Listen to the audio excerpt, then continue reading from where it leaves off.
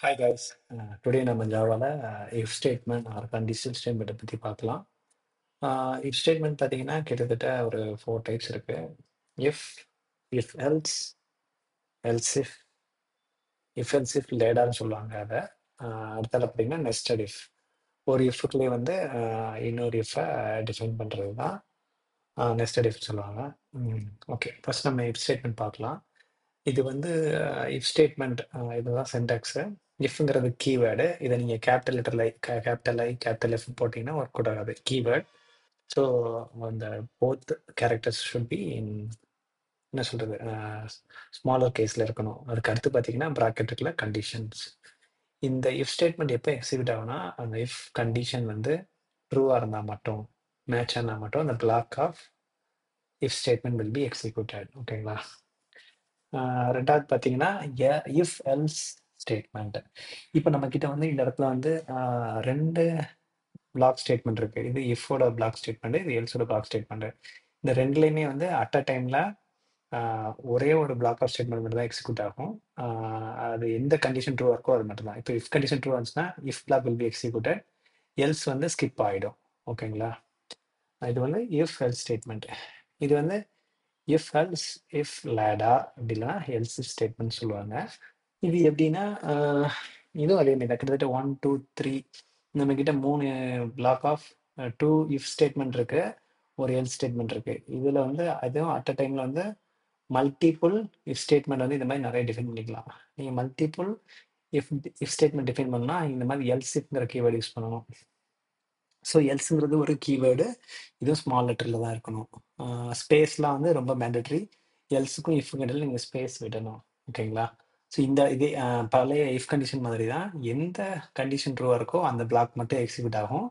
For example இந்த condition ஒன்று true ஆச்சுன்னா இந்த கண்டிஷன் ஒன் பிளாக் எக்ஸிக்யூட் ஆகிட்டு இந்த ரெண்டு பிளாக்கும் எல்சிஃப் பிளாக்கும் எல்ஸ் பிளாக்கும் ஸ்கிப் ஆகிடும். இதுதான் எல்சிஃப் லேடரோட syntax and functionality.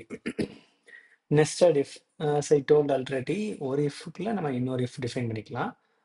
If logic எல்லாமே சேம் தான். இது வந்து என்ன சொல்லுவாங்கன்னா, ஃபர்ஸ்ட் ஒரு இஃப்க்குள்ள இன்னொரு இஃப் டிஃபைன் பண்றதுனால அது இன்னர் இஃப் கண்டிஷன் சொல்லுவாங்க. Inner if black. Inner if black எப்போ எக்ஸிக்யூட் ஆகும்னா, இதுக்கு வெளியில் இருக்கக்கூடிய அவுட்டர் இஃப் பிளாக்கோட கண்டிஷன் ட்ரூ வந்தால் தான் இன்னரே வந்து எக்ஸிக்யூட் ஆகும். ஓகேங்களா?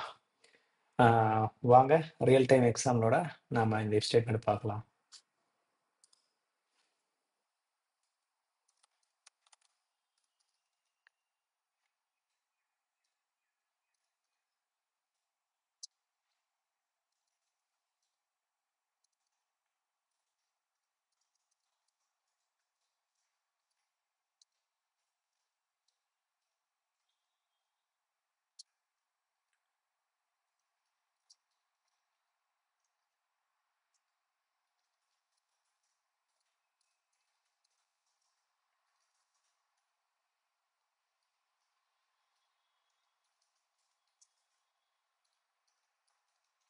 ஓகே, ஸோ நம்ம என்ன அப்ளிகேஷன் பண்ண போறோம்னா, நம்ம கொடுத்த நம்பர் வந்து பாசிட்டிவா இல்லை நெகட்டிவாங்கிறத கண்டுபிடிக்கிறதுக்கு இந்த ப்ரோக்ராம் யூஸ் பண்ண போறோம். ஓகேங்களா?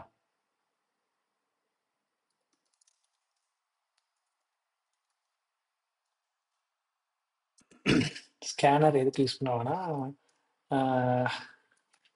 யூசர் கிட்ட இருந்து இன்புட் வாங்குறதுக்காக யூஸ் பண்ணுவாங்க.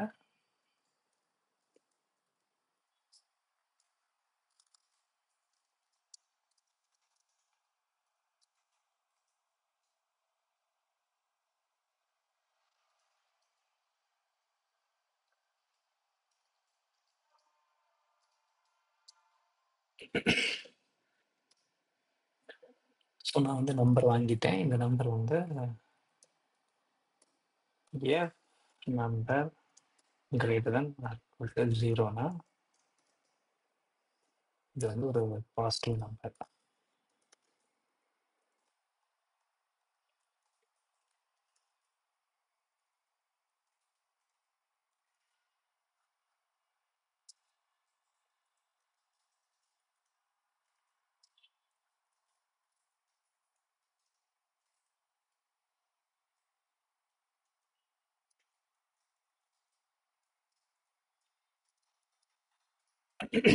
ஓகே, ஸோ நான் அப்போ சொன்ன மாதிரி நம்ம கொடுக்குற நம்பர் வந்து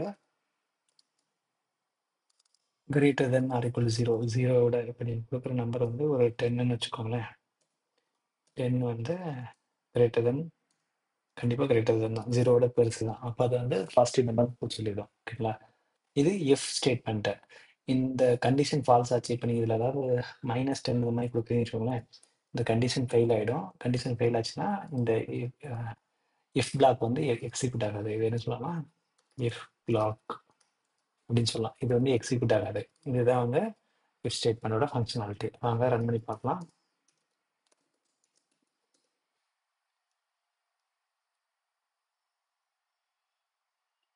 okay, 1 minute, I didn't compile JavaC.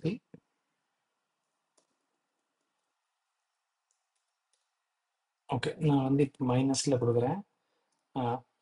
மைனஸில் கொடுக்கறதுனால இந்த இஃப் பிளாக் வந்து ஸ்கிப் ஆகிடுச்சு. ப்ரோக்ராம் எண்டுங்கிறதுக்கு வந்துருச்சா கம்பைலர் வந்து. So this is how if statement will work. இப்போ நீங்கள் கரெக்டாக வேலிடாக கொடுக்குறீங்கன்னு வச்சுக்கோங்களேன், பாசிட்டிவ் நம்பர் கொடுக்குறேன்னு வச்சுக்கோங்களேன், positive number if block execute ஆகுதா? ஓகேங்களா? ஸோ இஃப்ங்கிறது வந்து ஒரு கீவேர்டு. ஸோ ஸ்மால் லெட்டரில் நம்ம கொடுக்கணும். எல்ஸ் ஸ்டேட்மெண்ட் பற்றி பார்க்கலாமா? எல்ஸுங்கிறது ஒரு கீவேர்டு தான், ஸ்மால் லெட்டரில் தான் இருக்கணும். இது இல்லாட்டி இது else black. Else black. So else black வந்து பார்த்தீங்கன்னா நெகட்டிவ் நம்பர் தான் வரும். ஸோ இப்போ நம்ம கிட்ட 2 பிளாக் இருக்கு.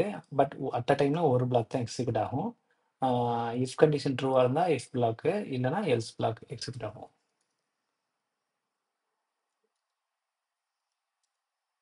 Okay, -3. So negative number, else block execute ஆகிருக்கு, இஃப் பிளாக் எக்ஸிக்யூட் ஆகல. ஓகேங்களா? நெக்ஸ்ட் நம்ம வந்து எல்ஸ் இஃப் லேடர் இல்லைன்னா இஃப் எல்ஸ் இஃப் ஸ்டேட்மெண்ட்டை பற்றி நம்ம பார்க்கலாம்.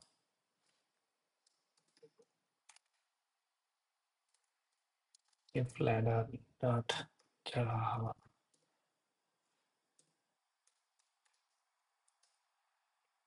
ஓகே, இதுக்கு நம்ம என்ன பண்ணலாம்னா இதே மாதிரி ஸ்கேனர் யூஸ் பண்ணலாம்.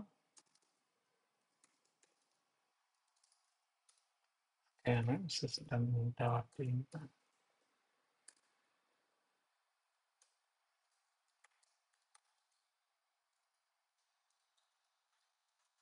வெதர் அப்ளிகேஷன் நம்ம பண்ணலாம். நம்ம கொடுக்குற வெதர் வந்து கோல்டாக இருக்கா இல்லைன்னா எப்படி இருக்குது அப்படிங்கிறத சொல்கிறதுக்கு இந்த வெதர் அப்ளிகேஷன் ஒன்று இருக்கும். ஹாட்டாக இருக்கா அப்படின்னு சொல்லிட்டு க்ளோஸ்.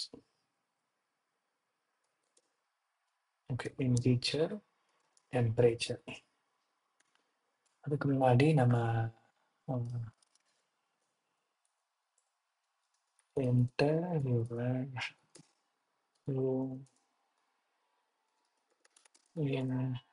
எல்சிஎஸ் செல்சியஸில் கொடுங்க அப்படின்னு சொல்கிறோம். Temperature sc next int.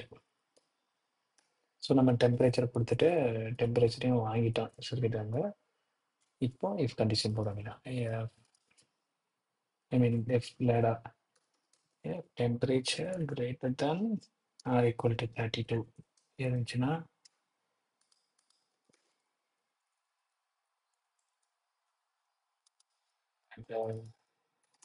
Two hot. ஓகேங்களா? அப்படி இல்லாட்டி எல்ஸ் நமக்கு தெரியும் டெம்பரேச்சர் வந்து லெஸ் தென் 32 கம்மியாக இருக்கு. And then temperature greater than or equal to ஒரு 26 வச்சுக்கலாம். 26 to 22.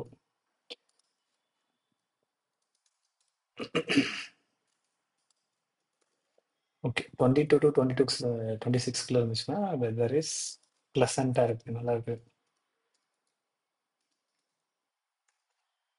ஓகேங்களா? அதே மாதிரி டெம்பரேச்சர் வந்து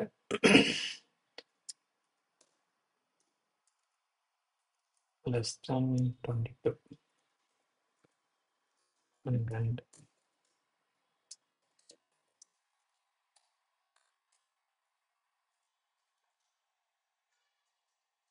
greater than or equal to ஒரு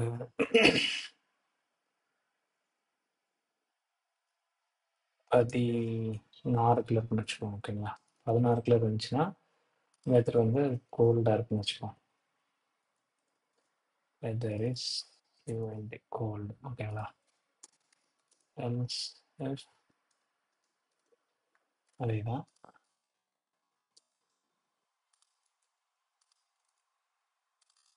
16க்கு கீழே இருக்கணும். ஒரு 8 இருந்துச்சுன்னா டூ கோல்டு.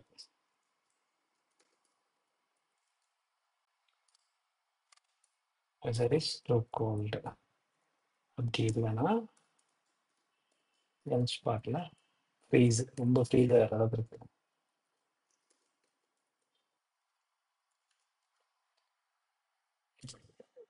freezing.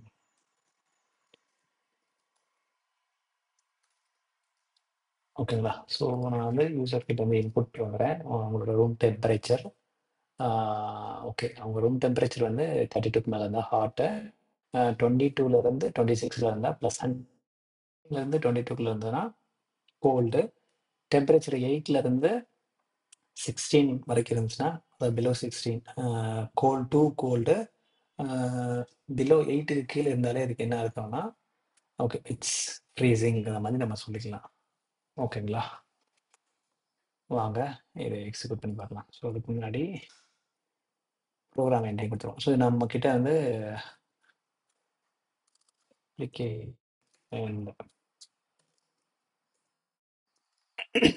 நம்ம கிட்ட எத்தனை பிளாக் இருக்கு பாருங்க.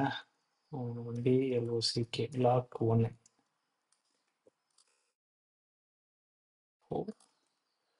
Black else, block 2, 3 block. ஓகேங்களா? இப்போ நம்ம கிட்ட 4 இஃப் பிளாக், ஒரு எல்ஸ் பிளாக் இருக்கு. இதுல வந்து ஒரே ஒரு பிளாக் மட்டும் தான் எக்ஸிக்யூட் ஆகும். அது எந்த கண்டிஷன் மேட்ச் ஆகுதோ அந்த கண்டிஷன் தான் எக்ஸிக்யூட் ஆகும். ஃபார் எக்ஸாம்பிள் இந்த 4 இஃப் பிளாக்குமே மேட்ச் ஆகலைன்னா எல்ஸ் பிளாக்கு எக்ஸிக்யூட் ஆகும். இதுதான் இஃப் பிளாக்கோட ஃபங்க்ஷனாலிட்டி. வாங்க ப்ரோக்ராமில் ஏதாவது வேறு இருக்காங்க செக் பண்ணி பார்க்கலாம். Javac if ladder. ஓகே, என்னோட ரூம் டெம்பரேச்சர் பார்த்தீங்கன்னா இப்போ ஒரு 26 இருக்கு. ஓகே, 26 ஏன் it's freezing? 26 greater than, okay, it is right.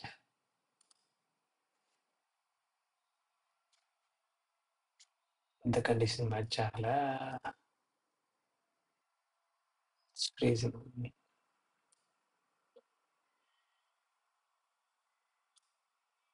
Okay, ஆக்சுவலாக நான் இது 26 கொடுத்துட்டேன், நம்ம அதனால தான் எக்ஸ்க்யூட் ஆகல. நெக்ஸ்ட்டு ஓகே, இஃப் லேடரில் வந்து பார்த்தீங்கன்னா 23 நம்ம கொடுத்தீங்கன்னா கரெஸ்பாண்டிங் இது வந்து எக்ஸிக்யூட் ஆகும். Weather is pleasant. இது ஏன் வரலன்னா நம்ம 32 வரைக்கும் போட்டிருக்கோம். ஸோ 26லேருந்து 32 வரும்போது ப்ராப்பராக போட்டிருக்கணும். 22 டிகிரி செல்சியஸ்லேருந்து 32க்கு பிலோ இருக்கிற வரைக்கும் ப்ளசண்டாக இருக்குது அப்படிங்கிற மாதிரி கொடுத்துருந்தா கரெக்டாக எக்ஸிக்யூட் ஆகிருக்கும். ஓகேங்களா? ஸோ 26 அந்த ரூம் டெம்பரேச்சர் சரி, நம்ம லெஸ்ஸாக கொடுத்ததுனால பிரச்சனை வந்துருச்சு. ஸோ 32க்கு மேலே நீங்கள் கொடுத்தீங்கன்னா வெதர் வந்து ஹாட்டாக இருக்கும். 32வே ஹாட் தான் வரும். Is too hot. ஓகேங்களா? இப்போ 32 இல்லாமல் எனக்கு வெதர் வந்து 16 இருக்குன்னு வச்சுக்கோங்க. 16 வந்து கோல்டாக இருக்குது, நாட் டூ கோல்டு. அப்போ டூ கோல்டு வேணால் எனக்கு 8 வேணும். Two gold. ஸோ எதுவுமே இல்லை, அதை விட கம்மியாக இருக்குன்னா ஓகே 7 ட்ரை பண்ணி பார்ப்போமா? இட்ஸ் ஃப்ரீசிங், ரொம்ப ஃப்ரீஸ் ஆகுது. -1 கொடுத்தாலும் segment welcome -5 degree. It's freezing. So நம்மளோட வெதர் அப்ளிகேஷன் ரெடி ஆயிடுச்சு. நம்ம சொன்ன மாதிரி எந்த இஃப் கண்டிஷன் கரெக்டாக இருக்கோ அந்த பிளாக் மட்டும் எக்ஸிக்யூட் ஆகும். நெக்ஸ்ட்டு நம்ம வந்து நெஸ்டட் இஃப் பற்றி பார்க்கலாம். அதுக்கு ஓட்டிங் அப்ளிகேஷன் வந்து நம்ம ரியல் டைமில் பண்ணி பார்க்கலாம். voting.java. Okay, public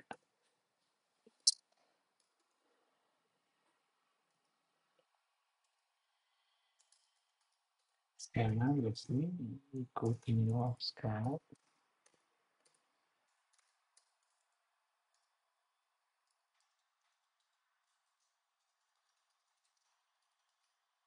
Education. And close. So by டிஃபால்ட்டாக ஒரு ஸ்கேனர் ஓப்பன் பண்ணால் அந்த ஸ்கேனர் நம்ம வந்து இது பண்ணிடணும்.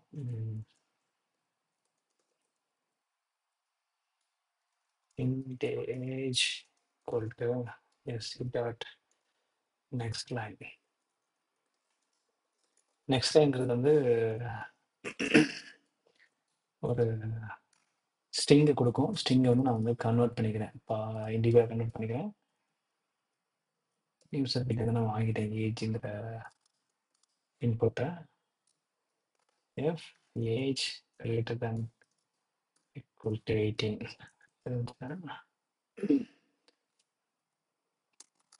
Else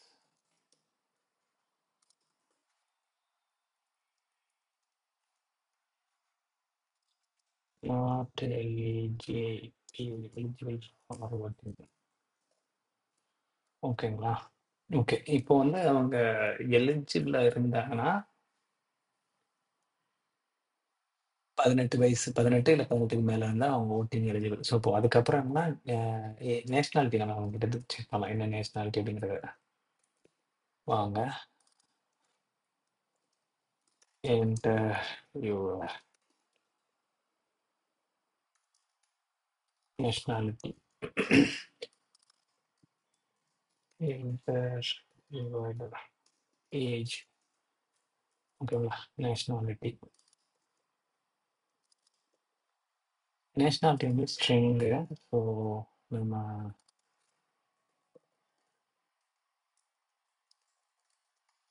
டேரெக்டாக ஸ்ட்ரிங்காகவே எடுத்துக்கலாம். National data to lower case. ஏன் லோயர் கேஸ்னா நம்ம கீபோர்டில் வந்து கேபிட்டல் லெட்டர்லையும் கொடுக்கலாம், இல்லை ஃபுல் கேப்ஸில் கொடுக்கலாம், அப்படி இல்லைனா ஸ்மால் லெட்டர் கொடுக்கலாம். நீங்கள் எதில் கொடுத்தாலும் நான் வந்து அதை லோயர் கேஸாக மாற்றி கம்பேர் பண்ணிக்குவேன். ஓகேங்களா?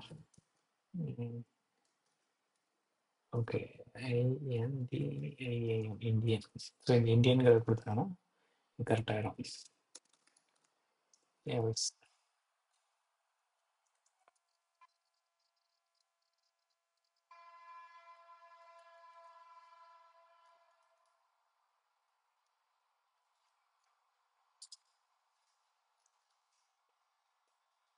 Eligible voting. அப்படி இல்லைன்னா ஓகே நம்ம இந்தியன் இல்லைன்னா அவன் என்ன இருக்குன்னா இவா என்ஆர்ஐ நான் ரெசிடென்ஷியல் இந்தியன் ஃபாரின்ல வாழ்கிறவங்கன்னு அர்த்தம். ஓகேங்களா?